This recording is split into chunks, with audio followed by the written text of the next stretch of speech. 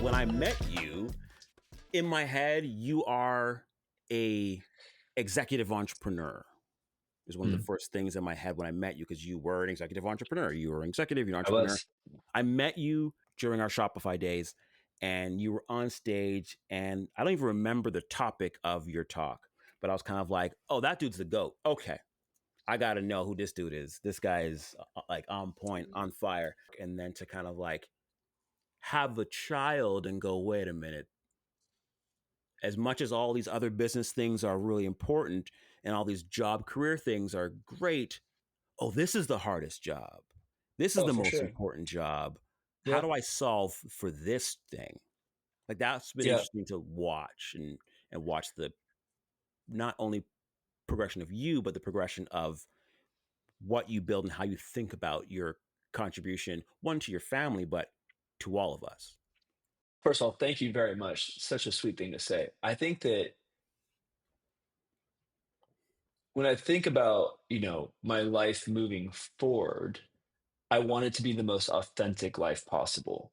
And I think the hard thing um, about my time at Shopify was that I had to become, that I think you said executive entrepreneur. I had to become, uh, I had to be somebody that in times was not authentically who I was, right? I'm a Mm. cowboy, I'm a pirate, Yeah. and like though, and what I want to become and what I want to evolve into is I want to be in a place where I can invest all my time in um, living my truth, which is I want to build something that represents my love for my children and my love for my craft as a father, for my love for my family and my craft as a husband and trying to be a better son and brother and uncle, because those are my priorities. But I also feel very uniquely positioned because I have been this other person before that cared so deeply about material success. And while I think that that makes life more comfortable, it doesn't build you sustained purpose. And Mm. it buys you little bits and little highs of happiness. But purpose sustained um, is such a wonderful unlock Hmm. because you don't have to be happy to be purposeful. You don't have to be sad. You don't have to be right. It's like the center of your being of why you're here, right? All the other emotions flow through that. All your other mental states flow through that. Um, Buying a Porsche does not give you purpose. That gives you a blip of happiness. Yeah. And making a big paycheck doesn't give you purpose. It maybe empowers you to take care of people if used correctly, but it's not what's going to be on my tombstone or define me. My bank account is not going to be on my tombstone, Yeah. right? My life title, my life craft is, how do I become a better father to the children who did not opt into being here? I made a choice to bring life onto this earth. I should be having the same obsessive commitment to building great companies. I should apply that same obsessive commitment to building a great family and being the person they deserve to have in their life. Um, because the reality is, Mike, as you know, and as I know, and as anyone as time goes on knows, is like there's been a lot of great innovators.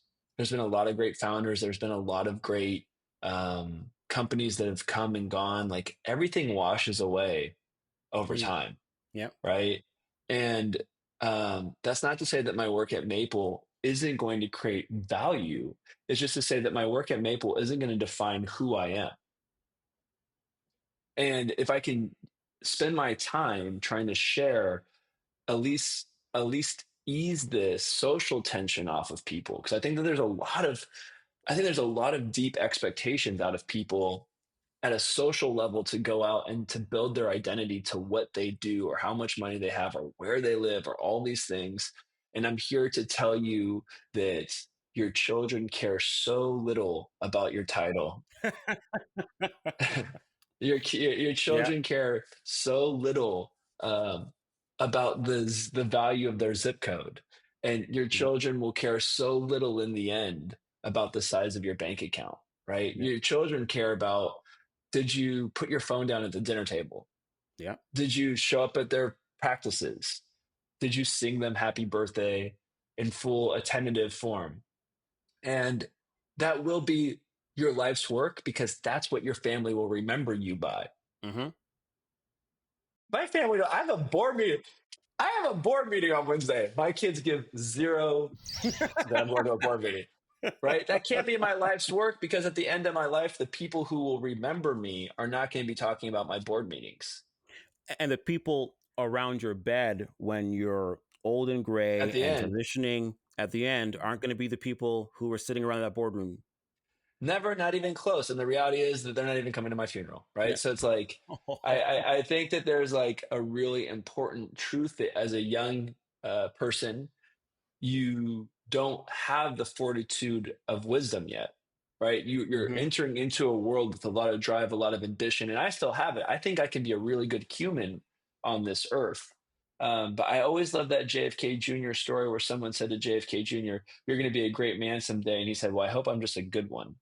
Because like you could do great things as an Elon Musk, but that doesn't necessarily mean you're a good human, Fair. right?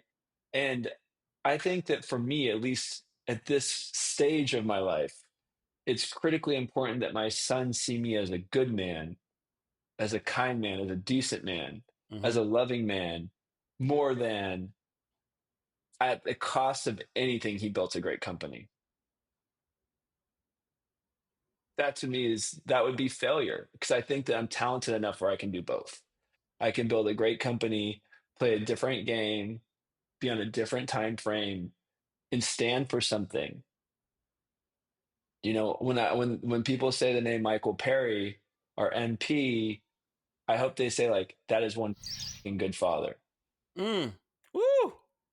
You know, Say it with your not chest. you know like I want them to be like that dude is their kids are so lucky. Yeah. That guy is showing up for his wife. That guy is showing up for his kids. Like that's what I want. And so I'm just working incredibly hard to make sure that that is the priority of truth. And if everything else comes true after that, if they're like, damn, but he's also a great founder, that dude's a bad, Woo! that's a bad boy right there. That's good too. I like But you hitting it. Yeah. I'm putting all my energy into someone being like, I don't want anyone to be like that dude's not showing up for his kids. Mm. Never.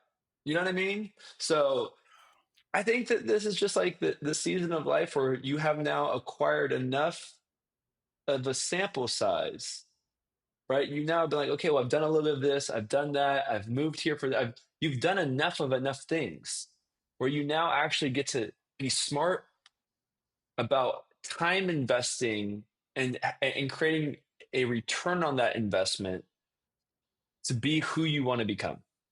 You should have enough sense of clarity at almost 40 to be Yeah. like, this is what's really going to matter in the end. You know, I want to take my kids camping, man. Yeah. I want to go surf with my sons. I want to sit around the dinner table with my kids. Have those experiences. Have those Have those. There are two lines that always stick with me. One is Shonda Rhimes. I forget the name of the book, but I think it's like The Year of Yes or Say Yeah, whatever it is. And she is the creator and showrunner of all these huge shows, and she has this kid, and she's a single parent, and she made this decision that anytime her kids or her kid wants to play, she would just stop and engage. She could be getting That's the way. ready Hmm.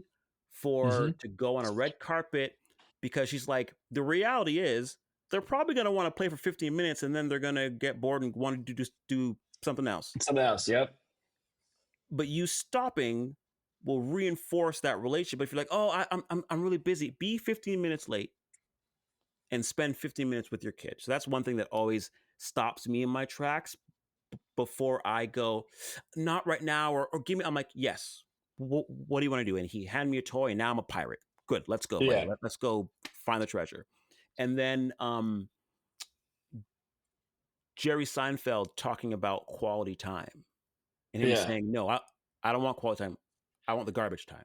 I want the car rides having a random conversation. I want the time at the dinner Yeah. table talking Yeah. about stuff because there's going to be more garbage time than quality time, and that fills your life. Um, you talk about transitions in this season of your life. I want to go right back to the beginning for folks who don't know you. Um, what is the origin story? Because as you know, I'm a nerd with all this nerdy stuff. I love origin stories. What is the Michael Perry origin story from um, not having powers to being Michael Perry now with the superpowers? Well, you know, again, how far back should we go? I mean, I was born in a little island called Alameda, right outside of San Francisco, right next to Nice. Oakland.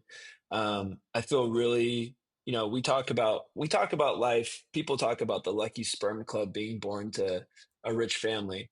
I think I was in the lucky sperm club being born into a loving family. My mom had me really young. Her and my dad were 22 and 24 respectively, or 25 respectively.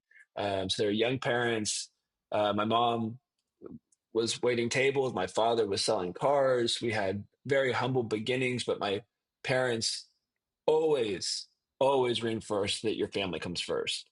That there is no greater currency than your family. And I think with that, I feel very fortunate that my parents um, sacrificed in a selfless, selfless, and endless way with the deep awareness that I had a chance to make it.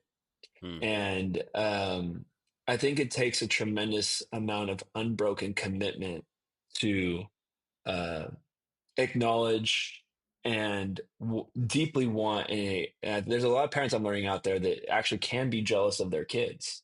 There's a lot of parents out there that can actually struggle with people having success and rising up out of their neighborhood. There are people around you and family members around you that could not in theory be cheering you on. And I Hmm. think in the case of my parents and in my family, I feel deeply fortunate that those people cheered me on. And when I told them I wanted to drop out of school and start a business, they cheered me on. And when that business failed, they cheered me on. And when Hmm. the second business failed, they cheered me on. And when the third business failed, they all came and picked me up and they cheered me on. And when the fourth business succeeded, they humbled me nicely. Ooh.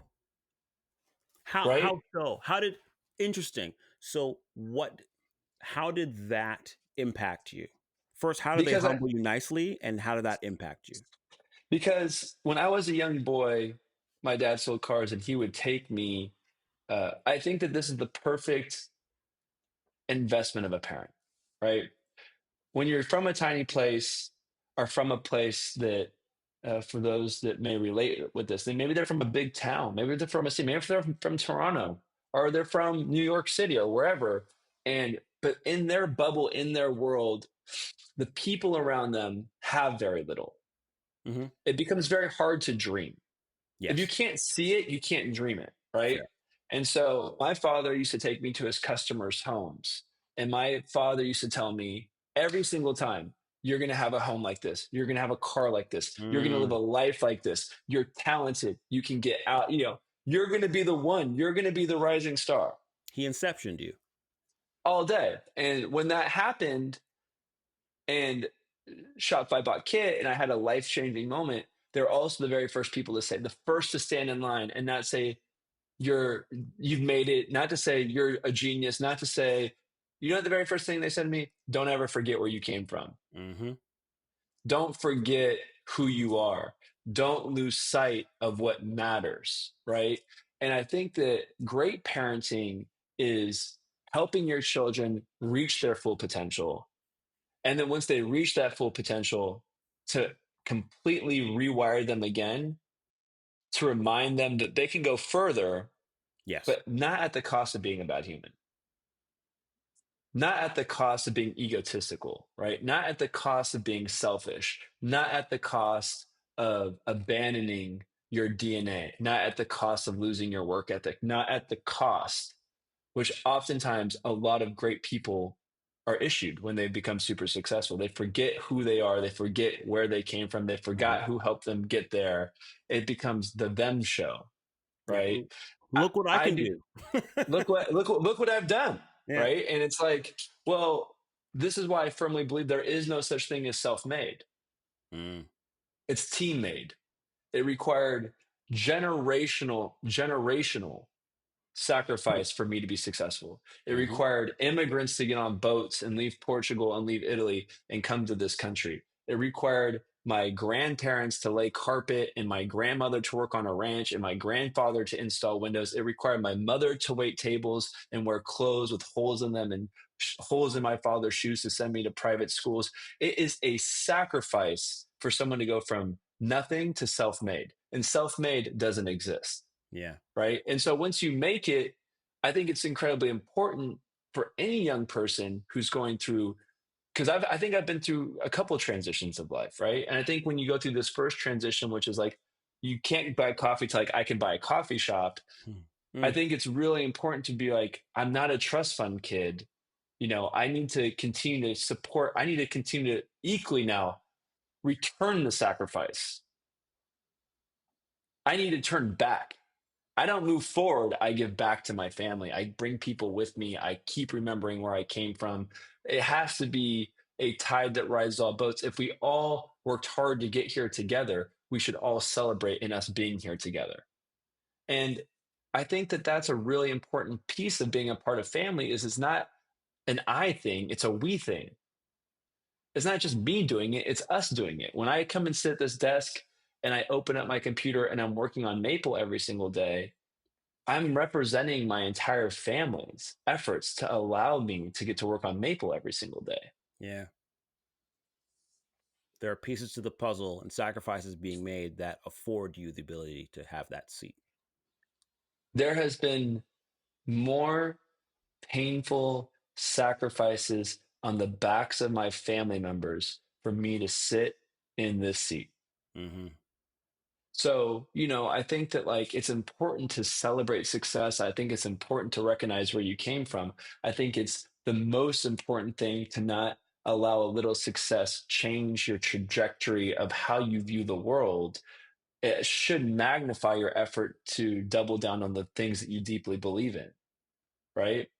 I really firmly believe that from where I came from and how much I want to continue to give, it is really an expression of gratitude at this stage. Maple is an expression of gratitude for sure. Hmm. It sounds like your parents led often by example and in their actions. My parents were and still are some of the hardest working people I've ever met in my life.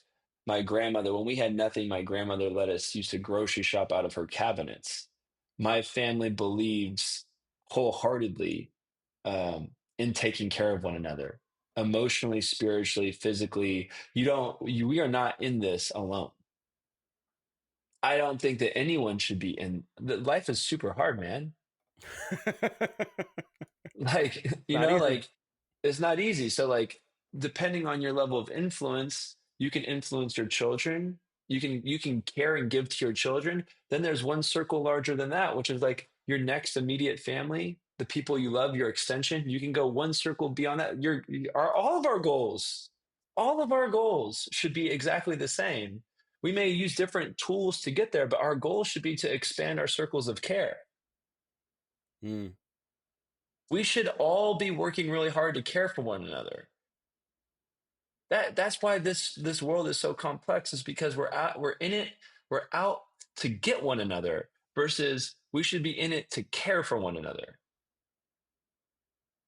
We are not against each other. We're not competing against each other. You and I, my brother, we are not competing against each other. Mm-hmm.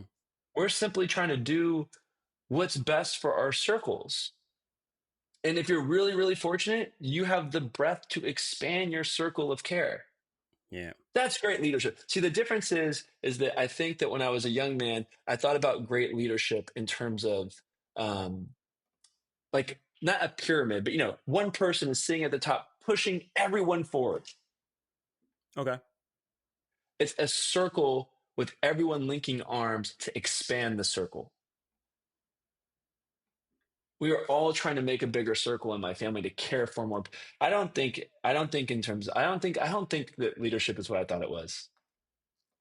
I don't think it's what any of us has thought it was. I don't even think we have good leaders today, to be honest with you. Hmm.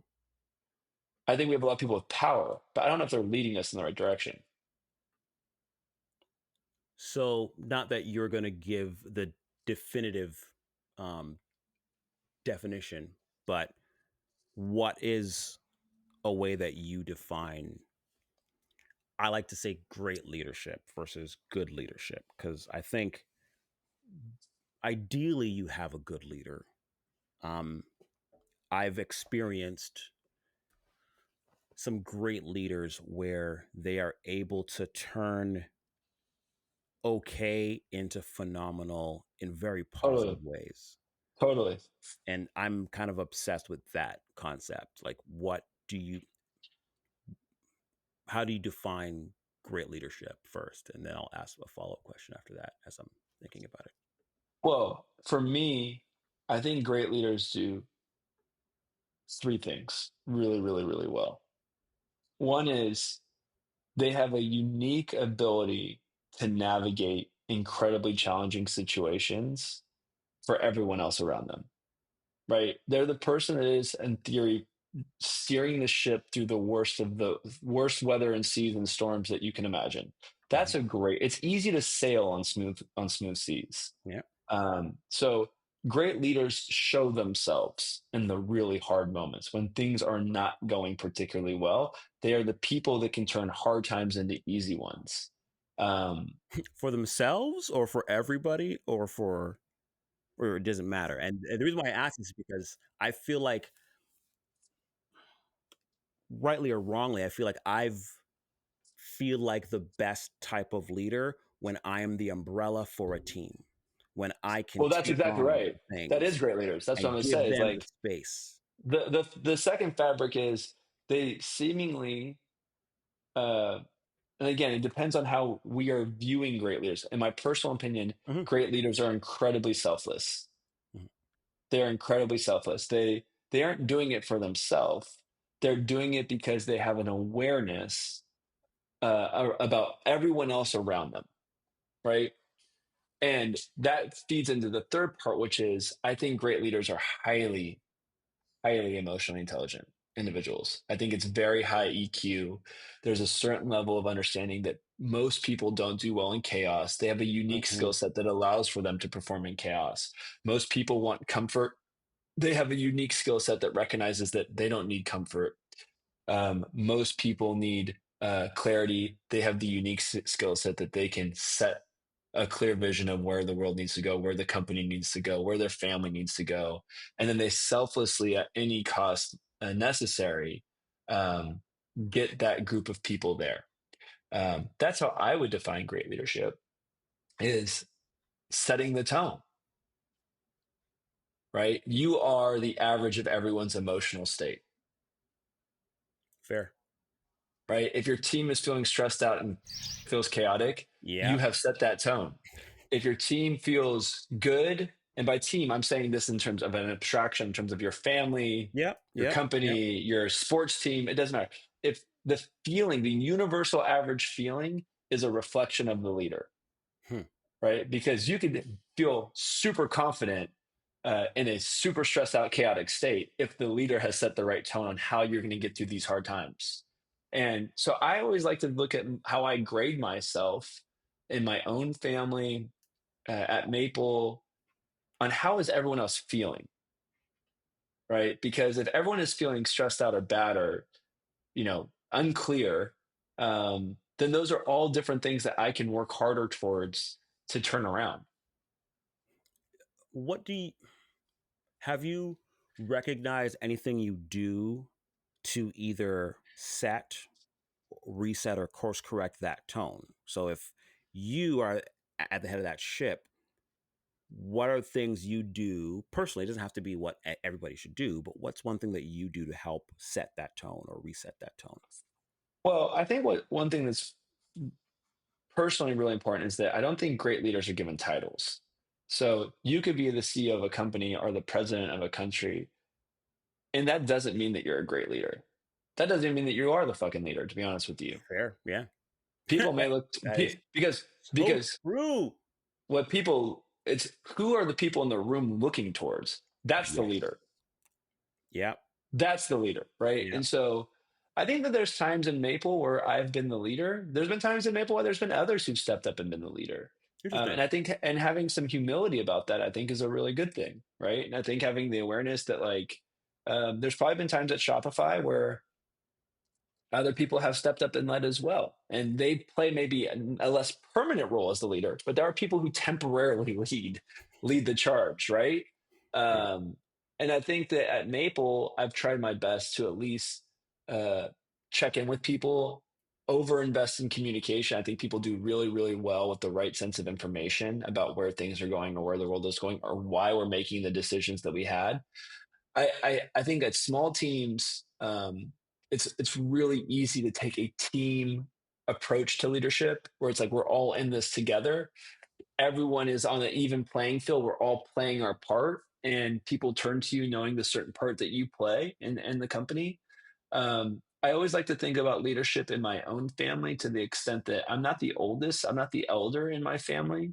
But I think I've been emotionally available to my family and I've created a lot of stability in my family. And there's practices in that and patience in that that I try to make applicable in Maple as well and lead my team in a very similar manner of like, this is what we have to accomplish and do, and this is how we're going to go and do it, and that's setting a high level tone. But I think that there's people at Maple who've stepped up on the day to day and who have taken the reins of like really pushing things forward on a day to day level that deserve a lot more credit than they're probably given.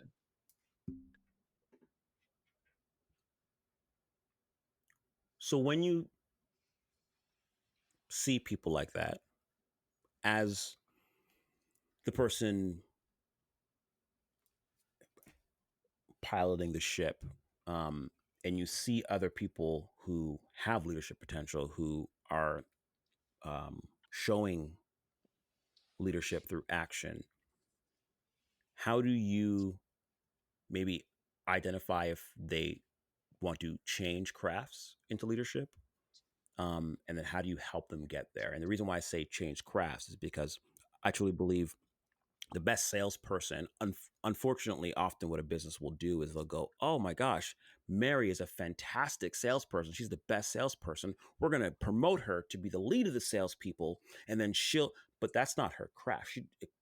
Leadership is a craft. It's a different Yeah, job you are going to go into. And Mary might be perfect for that because she does want to go into leadership, but maybe right. she's the best specialist, not the leader. So how do you one approach that, and then how do you help invest in the people who do want to go down that path? Well, Maple is still small enough where this is not a problem for us yet. We're a pretty flat organization. Now, I've made some very poor decisions in my last executive role at Shopify that I have. I shouldn't say that. I I wholeheartedly agree with what you're saying, and Mm-hmm. I think that there's a very big difference, by the way, between someone leading a department versus uh, or leading a team versus someone who could be elevated to be a teacher to help hone craft. Those are two really separate things, right? A great salesperson probably still wants to spend 80% of their time as an individual contributor in closing deals. The question is there breathing room for them to enlighten and share to the rest of the group with the 20% of their time to be the sea that rises all boats? Mm-hmm. And they can tone set that through a lot of different ways. So I think that the way the organization should be thinking about, or at least how I think about it, is there always needs to be somebody that knows how to move verticals of a business forward, Mm-hmm. right? And that is more than just people management. That's understanding all the other pieces about where's the world going. Do you have the craft and the skill sets and the experience to make in your world applicable decisions that positively move the business forward? Are you thinking about the world of design, system designs, and how do we think about product design internally? Right. And Okay. so Yeah. at a leadership level, you're actually identifying people that you particularly trust to move the business forward. And ideally, if the head of the company is trusting those individuals to move the business forward, if they've earned the trust for their teammates, that means that they value that person's decision making on how the business is going to move forward. I think that there's two truths, is what I'm saying. Is it's very possible that someone who's making decisions on behalf of the department Hmm. or at a craft level is not necessarily the best manager. They might be just the best person to make Make progress, Yeah. to move a vertical of a business forward. And so I think the question is like, is there a world? And I think the answer is yes. We will build it this way at Maple, where you can uncouple executive leadership, which is I am going to be the person who understands all the connective tissue of what's happening inside of Maple, what's happening on the exterior of the world. I can make an informed decision that's moving Maple forward that aligns with MP's greater vision for the company. And I've earned the trust from MP to make decisions on behalf of the business. We have that at Maple right now, right? Hmm. We have a designer at Maple who I pair with very closely. He is in a position to make executive decisions. No one reports to him. He Hmm. reports to me. He can make executive decisions on behalf of the entire R&D team, and they trust his ability to make those decisions because him and I are aligned. Hmm. That's different than leading people in terms of developing their craft, helping them hone their skills, helping them become incredibly good at what they do and what they specialize in. And I think if And you're however, he's still a leader within the organization, still a leader within the team who people turn to and who trust exactly, and can depend on, even though he's exactly, not he they don't report he to him. He's not yeah, managing them. He's just like or he or she yeah. organizationally, they are people that are beacons where people are like, this person knows where we're going. Hmm. We believe and trust in their ability to get us there. Those are special people inside of an organization, right? And I think that the problem is, in a lot of ways, historically speaking, we companies have seen these people as department leads who need to manage a lot of people. Hmm. I think the way that I see things at Maple is it's great to find some people that you trust to run big portions of a business, and then you set them up for success. Maybe they have one report or two reports, but large portions of the company and the team report to other people. Yeah. And you get down to a craft because I think what a lot of people want is they want to be developed. They want to get better at what they do. They want to have more responsibility. They want to have more trust. You can still have that without having 20 people report to you. And then there's some people who naturally want to mentor and shape and build other people. And those people should be gifted the opportunity to give one to one feedback, shape them, give them Yeah. direction at a craft level at what they're doing. We bloat the term leadership. We bloat the term of hierarchy within a We company put of too like much under that. one thing. Yeah. And Yeah. it might be like there might be a world where there's a reason why you have co-founders. One person is really really good at one thing, and one person's really really good at another thing. I don't think it's out of this question at some point to have a co-director of product, and maybe you have one person in an organization. It's like we are entrusting in your ability to That make is product very decisions, interesting. and we're trusting on your ability at a craft level, to build people. I think in a lot of ways this may be a very very bad example, an incredibly bad example, because I think he was a We'll because take he it. was a great visionary. I shouldn't say visionary. I'm sorry. He was a great product leader, Mhm. but like I would have loved the opportunity to have my entire PM team at Mhm. Shopify report to Brandon Chu. Okay. I've been like, report to Brandon. He's going to make you an insane product manager. But like, I want to just go set the tone in terms of what the we're building to help small business owners. Like, Mm. I know what we should be building. I want to spend all of my time, all of my energy getting on our planes, meeting with teams. I want to push the organization to go build this because this is what we have to build. That is super different than sitting down with somebody and working with them at a craft level, Yes. right? And so like I think that there's this huge that no one talks about, this huge unique opportunity to say like you two are going to lead this organization. Ideally, you come together on what some of the decisions are going to be, but like your Your largest strength role is is. this, your strength is And that, and let's lean into. So in my head, I'm almost thinking of it. by the way, I'm that would be thinking, insane, right? That would be no, an why? insane. Why would it be insane, right? Like if you have a CEO and a COO who function very differently within that business, Yep, yep. it's interesting that I've never heard of it before, but within a department or within a Yep. line of that business to say you are both leaders within this organization, Yep. you both are pretty much co-captains Yeah, of you're the co-captains department. of the team. That's it. You have an offensive. In football, you have someone who's the Yeah, captain of the yeah. offense. You have someone who's the captain of the defense. Both of their job is to win games, right? And so, like again, leadership is such a hard thing because, like, I think a great leader is able to make these kind of decisions, Mm-hmm. and there's no ego in But they're it, right? unicorns. Like to be fair, I think somebody who can operate on both of those speeds and channels aren't most people. To be fair, I think No, it takes a very unique person to operate on one of those. So to operate on totally, both of those, totally. But some people like you know they can be very dangerous across a lot of different things, but they're not mhm, great. So I think that the mistakes that I have always historically made is that I can't go deep on everything. mm, I'm very dangerous across a lot of things, mhm. right? I could talk technically, I could talk product, I could talk brand, I could talk marketing, I ran partnership. Like I could be dangerous across a lot of things. Where I probably made mistakes in the past is like because I was given the gift of being good at a lot of things. I'm sorry, I shouldn't say good at a lot of things. That sounds egomaniacal. Does it? I meant to say, yeah, I should say Why? that What? because No. I'm going to pause you right there. Why does it sound weird for you to acknowledge that there are many things that you are good at? um, I I think I would like to believe that I would like to believe that I am at bare minimum decent at a lot of things, but there's people who are significantly gifted at more things, and so I never have an idea of placing myself. What is the right adjective to However, describe what I? you didn't say I am the best in the world at. You said I'm good. You literally just said good. You didn't say amazing. You didn't say fantastic. You didn't say experts. You said I'm good at a lot of things, and then stopped yourself at the what I feel like should be the bare minimum above average, which is good. Well, What's okay. going on here, I Mikey? What? I I am I think how do I want to say this without eating into a lot of the clock and also not It's I'm trying therapy to session be time, my friend.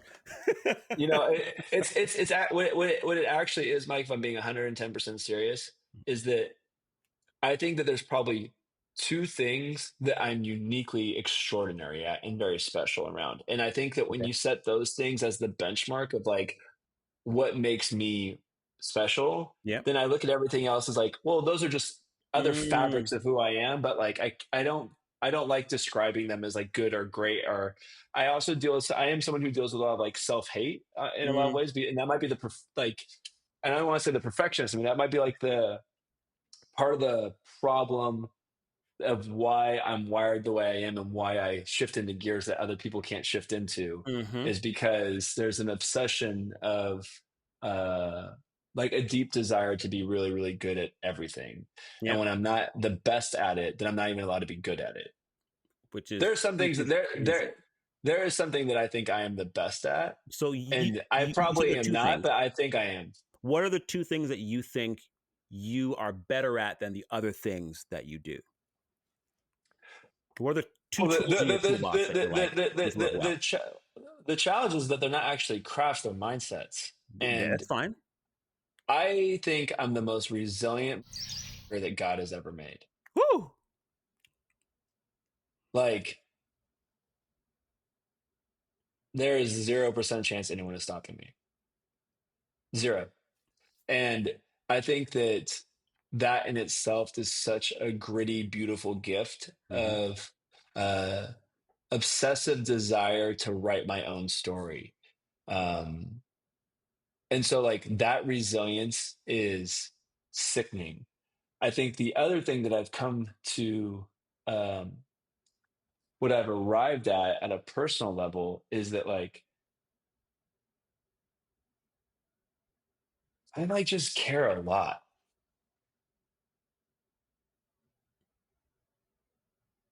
You know what I mean? It's a beautiful thing. It's It's like I deeply, deeply, deeply care. Like I care a lot about my family, my boys. I care a lot about Maple. I care a lot about the people who use Maple, even though they don't know me. I look through our activity logs late at night. I care.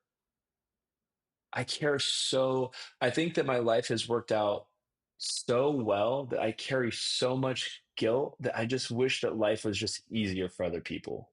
Mm, Um, in the scheme of things, my life is really, really easy.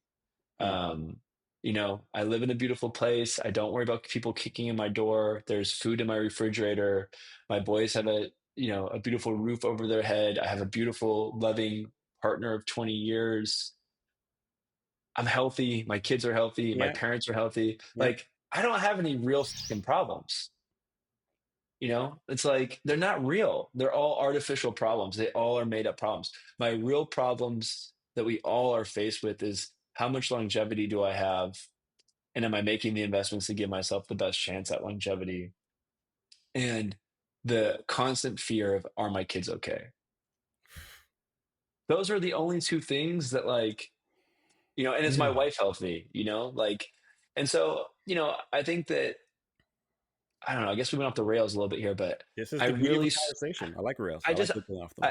I, I just really struggle with, like, and I guess maybe this is thematic. Maybe this is leadership. I don't know. Like, I struggle with, if people have awareness with how good they have it, um, then I think, why are we not wanting to make it that good for as many people as possible? And in the case of Maple, I've had my time in the sun.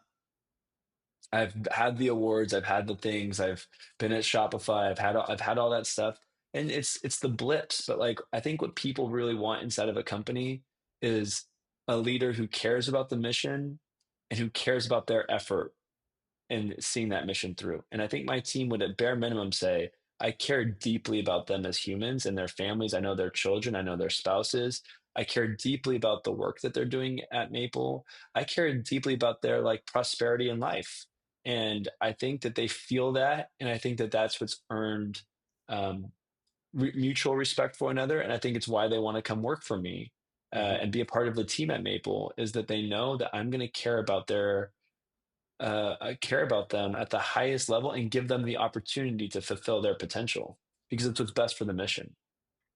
You know, a lot of people in leadership roles have too much ego and not enough self esteem to let people meet their potential. They don't want, and I think that great leaders, their job is actually to make sure that the team meets its potential. Not enough self esteem. It's very interesting. Yeah, yeah, yeah, yeah, It's like they're like, I'm in charge, I'm at the yeah, top, I yeah, have to be the best at this. I don't really have to be the best at I just have to make sure that, like, the best people at that meet their potential for the benefit of our users, yeah.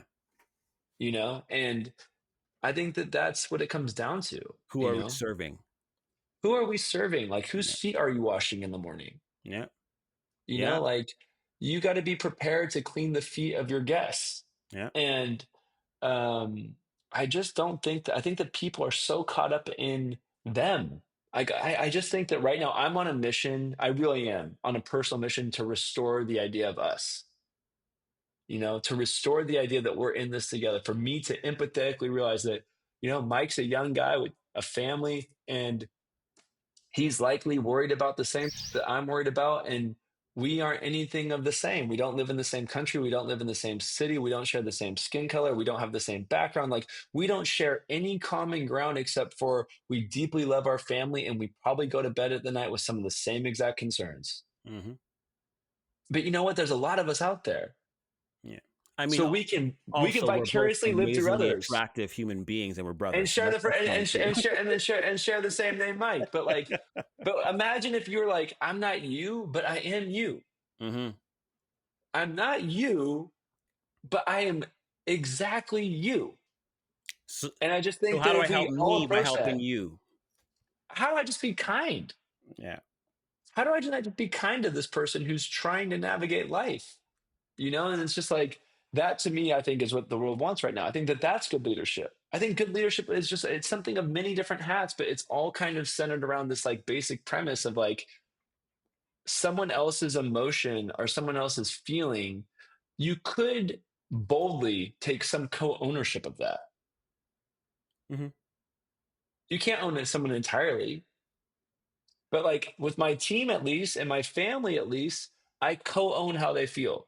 And if I'm creating havoc at work, I have to Mm. be responsible for that, right? If my family feels distressed, I have to be responsible for that.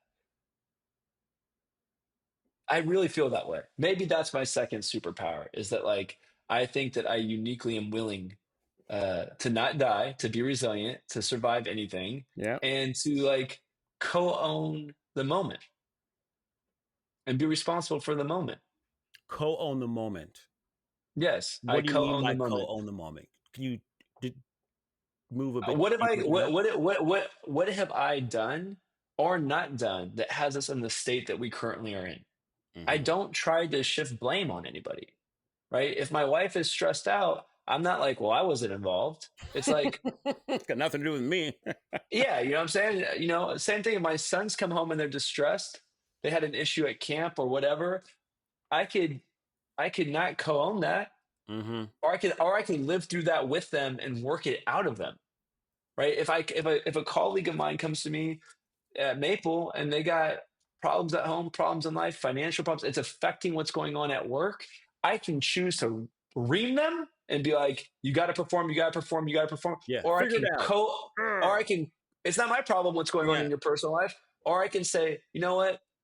We're in this together. So I'm going to co own this moment with you. And Hmm. we're going to work through this right now. Maybe you need to take the afternoon off. I'll step up and I'll do some of your work right now because we're in this shit together.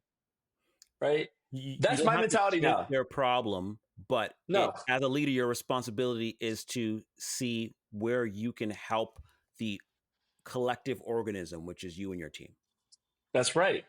How can I Right. It's me. contribute? It's Yeah. me and my household. It's me and my team. It's like, I may not have caused it.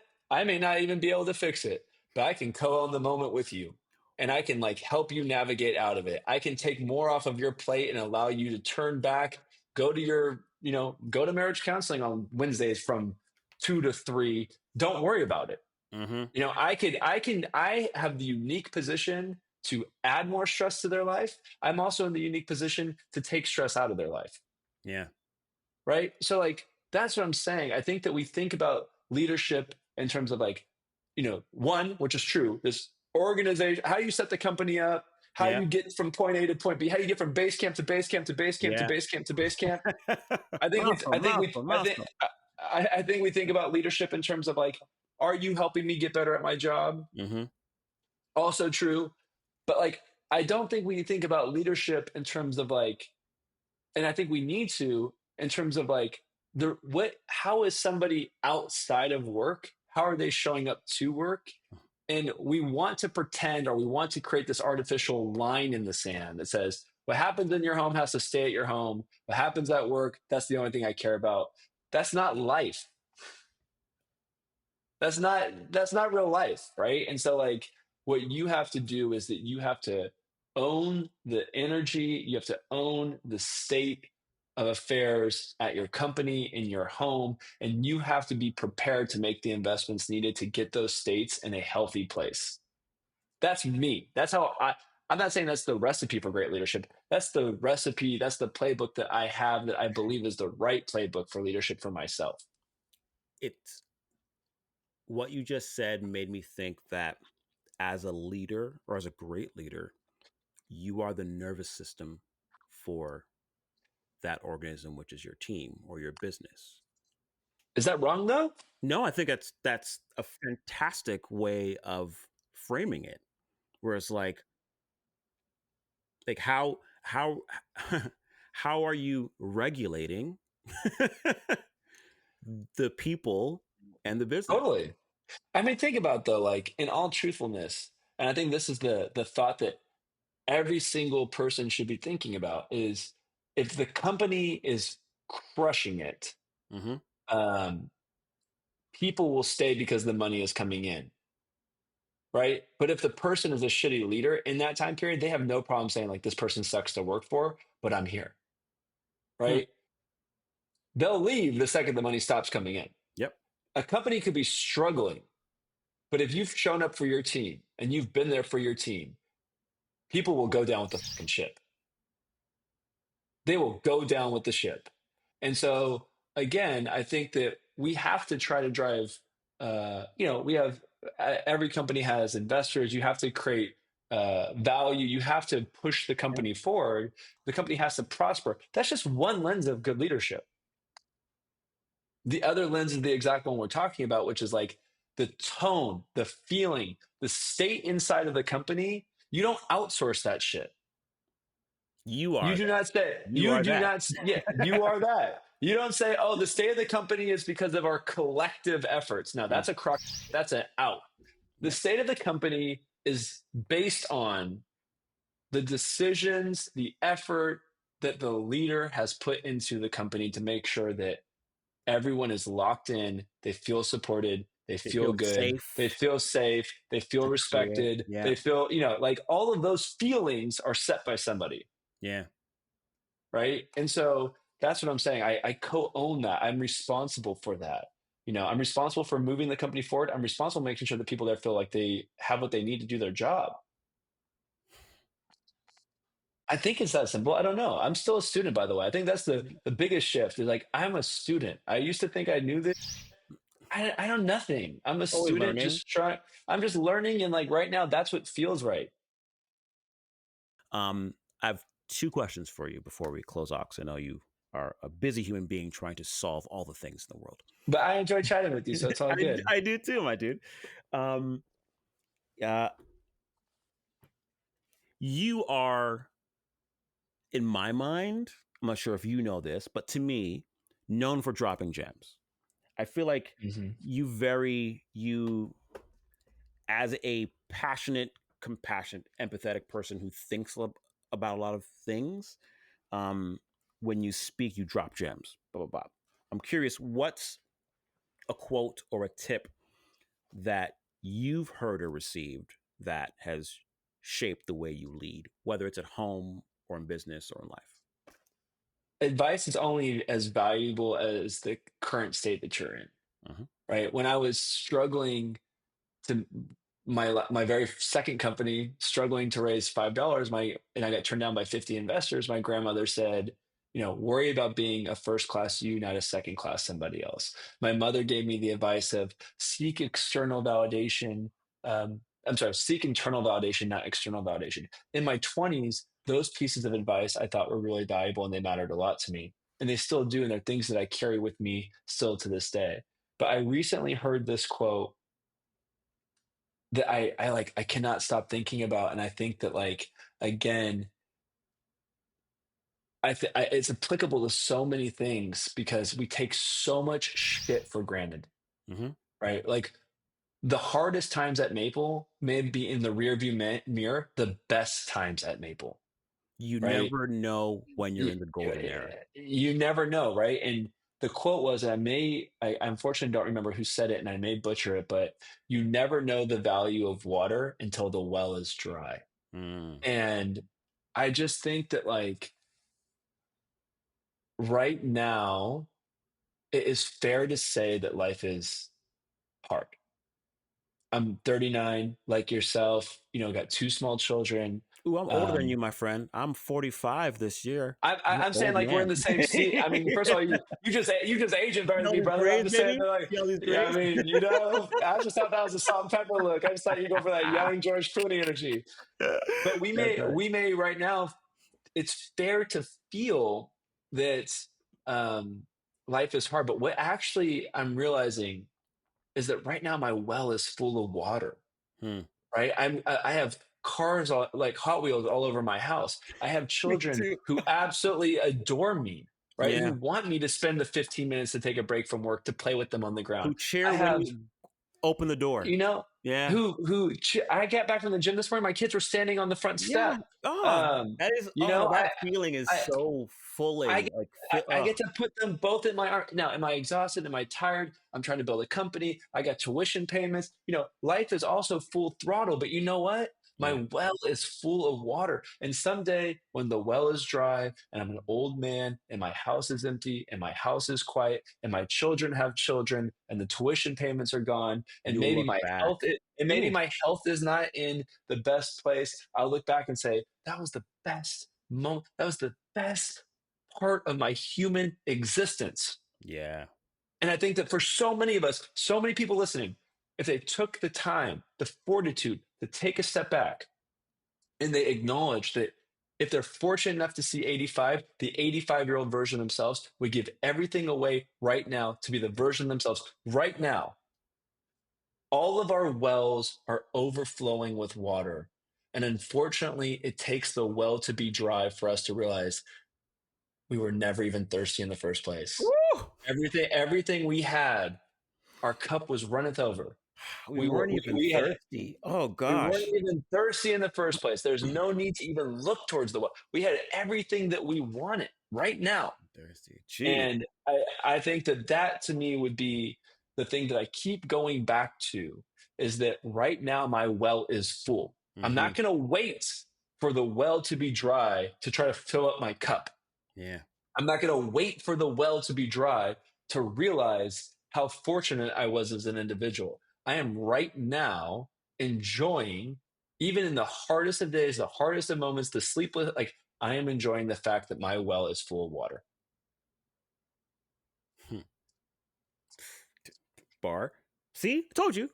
Always I got mean, gems. Oh, gems. I'm loving it. I don't know if that was the gem you're looking for, but that's Oh, the state dude. that I'm in right now. Dude, I'm embracing that. And last but not least, maple. It Yes. one of the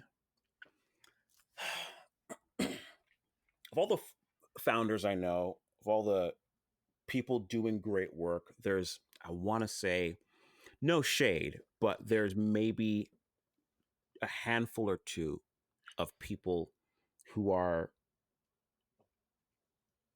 building something that I believe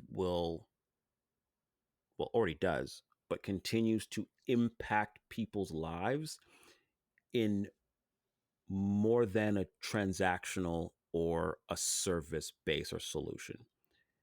I've built things and done like freelance stuff that I've solved people's problems and great, it helps them. But what Maple is doing is, I think, transformational. Can you, for people who don't know what Maple is, who haven't used Maple yet, who haven't downloaded Maple yet, which people should do, download Maple. Um, what is Maple? What is the who, what, where, and why? What's the five W's of Maple? So what Maple is at the highest level, the easiest way of looking at it is we're an application for working parents that makes it easier to be teammates at home and share in family responsibilities. We try to make it as frictionless as possible for people to stay on the same page about what their household needs to be doing. And that goes from our mobile calendar, which has recently been named one of the best mobile calendars in the App Store by Apple, to our shared family email account, to our meal planning solutions, to our organization offerings with folders, to our to-dos. We build a suite of applications that interconnect with one another and allow for people to do their life's work. And I believe that doing our life's work is raising our children and participating in raising our children. I believe that there is no greater accomplishment and feeling than doing that with somebody else. If you're fortunate enough to have a life partner, some people are single parents that use Maple and use it to stay organized. But we are the collaborative software of every single home. I think it's a special company to the extent that I have a hard time believing I'm even the owner of the company. Hmm. I've been blessed and entrusted by the universe to found this business and bring some really great people along the way. But I believe that is our core part of the human experience to care for our children, and that our roadmap is influenced by the people we build for. The company is owned by our users to the extent that we work for them. Um, our team is made up of family members. Every person on earth is a part of a family, and everyone that works at Maple is dedicated to representing their family in the body of work that they do. And I think that you are, and I hope that we are that company that I believe we have the potential of becoming. But I think that we're playing a unique role in a moment in time where I think there is more than ever a willingness for people to return back to a good value system and belief system and an awareness. And I think that that's the key word here. Is I think a lot of people lack awareness, which is not to is not to devalue our careers, not to devalue the work that we do professionally. But I think that people are starting to have awareness that in the scheme of life, what we do professionally is simply a small fabric as it relates to our life's work of taking care of our family. And I'd like to believe that how we view allowing for people to return for, stay at home, work from home, how we think about our value systems as a company, the mission that we're trying to lead as a business, and the offering that we create, that Maple could continue to be a part of that story. And I feel very proud about that. That's phenomenal. I love it. I love it. I love it. Um, do you have any questions for me, sir? I do have a question for you, actually. Actually, I may say I have two questions for you, and I've never Cool. actually had a podcast host ever ask me if I have a question for them. Um, but I hope that you give me an honest answer. Always, my friend. Okay.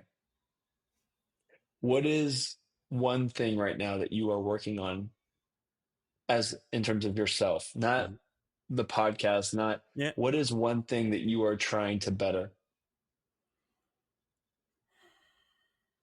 My patience. I love that. Me too, by the way. um, which is interesting because I've always defined myself as a very patient person. And I think similar to what you were talking about as far as certain people and leaders who can be a calm in a storm to make sure Mhm. everyone else is good to go.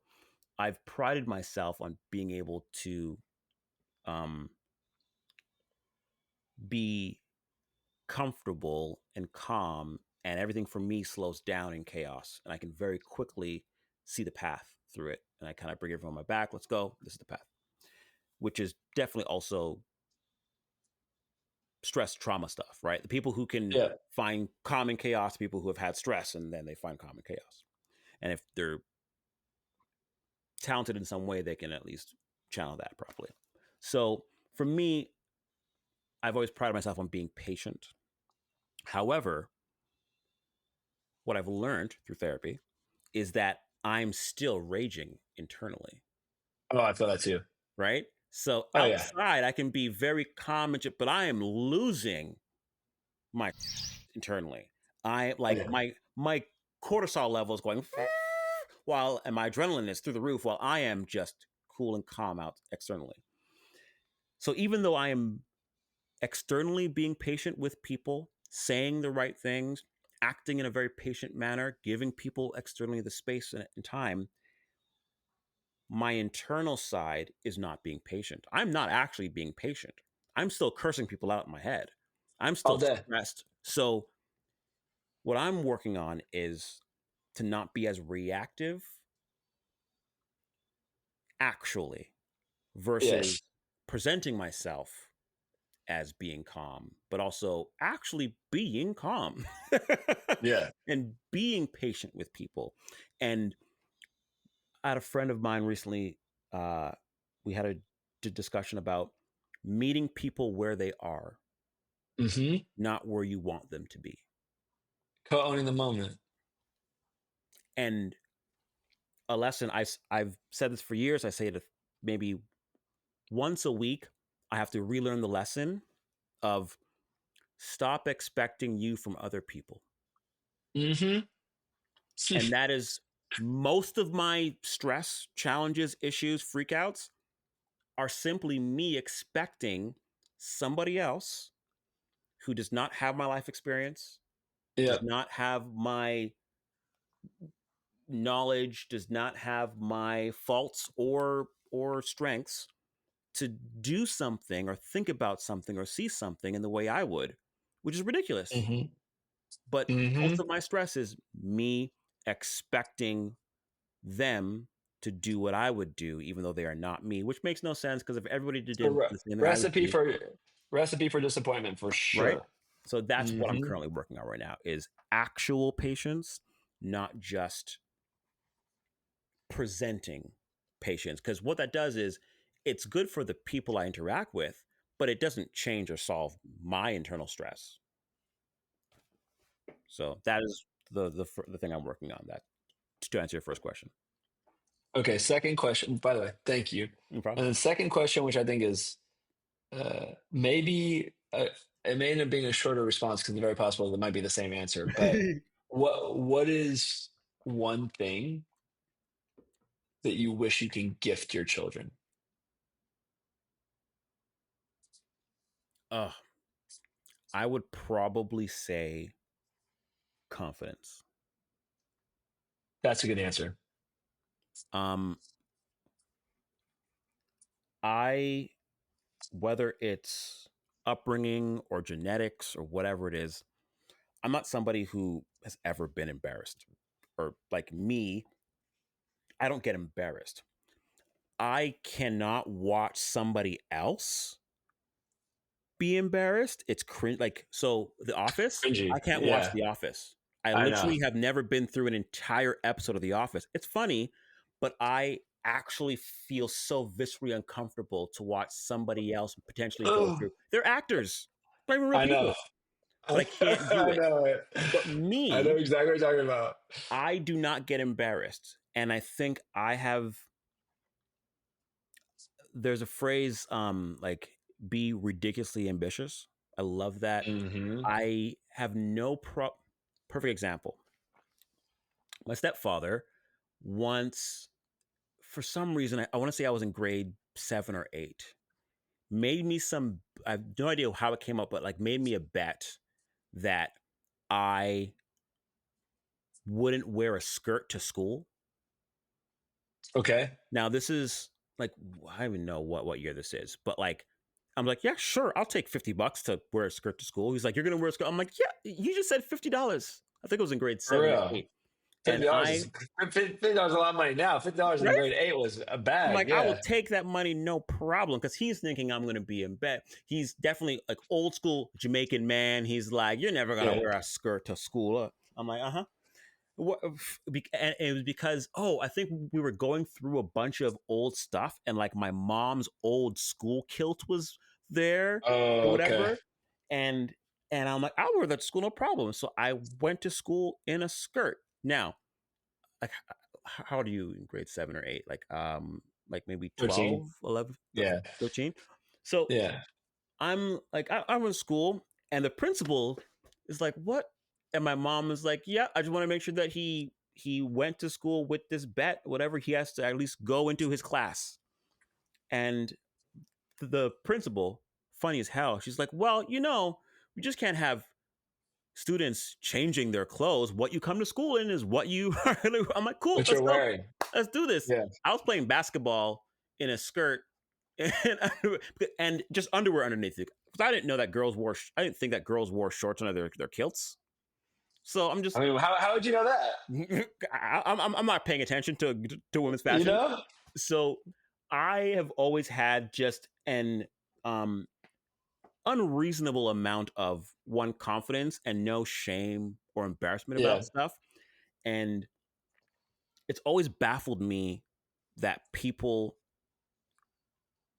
self-select themselves out of options, out of success, out of goodness, out of something that might be in their best interest, because they tell themselves, oh, they can't, or they shouldn't, or they're not fill in the blank enough.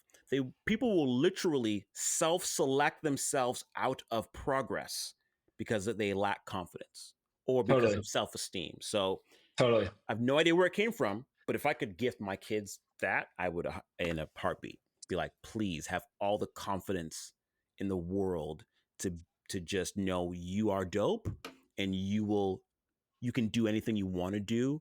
Just kick ass, take names. And if and when you fail, cool. What next? Yeah, totally. That would Totally. be confidence. If I, yeah. Well, I think that's the gift that keeps on giving, and I love it. Sweet. All right. Thank you very much, sir. Appreciate you. Please tell the Thank you, sir. people where to go to follow you, whether that's LinkedIn or IG, where to download Maple, where to make their lives and families more productive and share responsibilities. I loved when you folks did your campaign where it's 50-50, not 1950, as far as do Hmm. not pretend like it's a 1950s where you're not going to be doing your share of work. It is 50-50, not 1950. So where can people go to make sure that their families and their partnerships and their life is more fulfilled with Maple? Well, they can go to the App Store and they can download us by searching Maple, our Grow Maple, our Maple Family app. All three will pop up. Um, they can find me pretty much everywhere. My handle is at Michael Perry on Instagram and Twitter, even though I'm less active on Twitter these days, but I am there. And then I'm on LinkedIn. I try to post on LinkedIn pretty regularly. I like LinkedIn a lot in terms of just spreading thought and ideas. And um, yeah, we would appreciate any download. And certainly anyone can email me, michael@growmaple.com, if they have any feedback, and we will greatly appreciate that as well. Sweet. The man, the myth, the legend, Michael Perry. Thank you, sir. My brother, thank you.